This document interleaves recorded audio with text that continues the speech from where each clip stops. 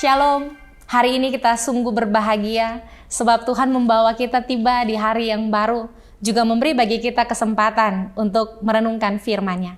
Mari kita berusaha untuk menjadi pribadi-pribadi yang tekun melakukan kehendak-Nya. Mari berdoa sebelum membaca dan merenungkan firman Tuhan. Tuhan Yesus, terima kasih untuk hari ini. Terima kasih untuk waktu yang Tuhan beri bagi kami untuk merenungkan firman-Mu. Tolong kami supaya mengerti dan melakukannya dengan setia. Amin. Mari kita membaca kitab Ulangan, pasalnya yang ke-8, ayatnya yang ke-17 dan 18. Ulangan pasal 8 ayat 17 dan 18.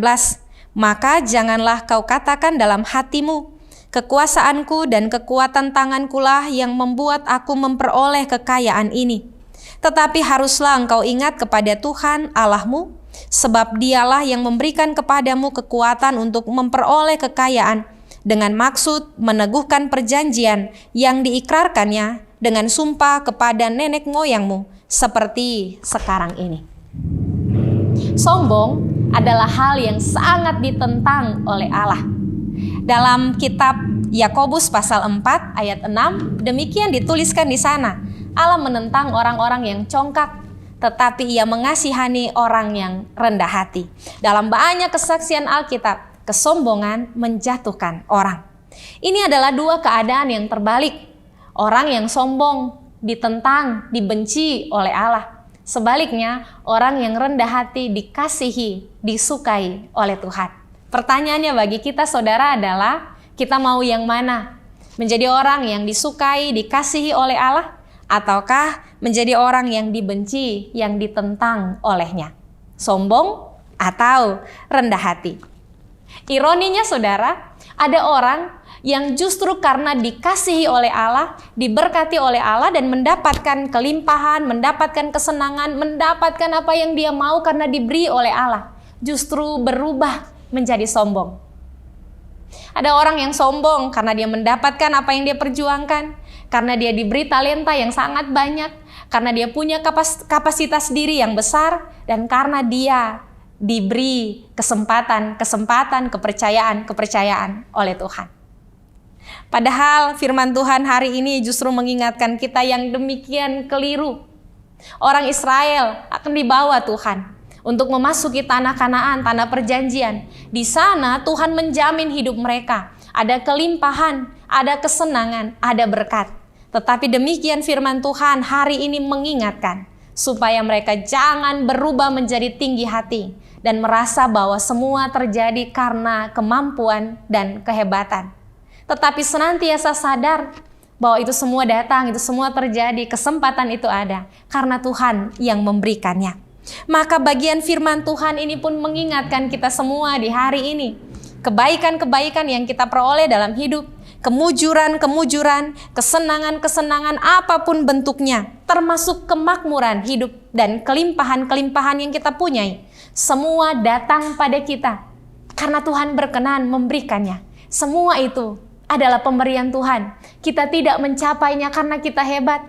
Kita tidak mencapainya karena kita pintar. Kita tidak mencapainya hanya sekedar karena kita mujur.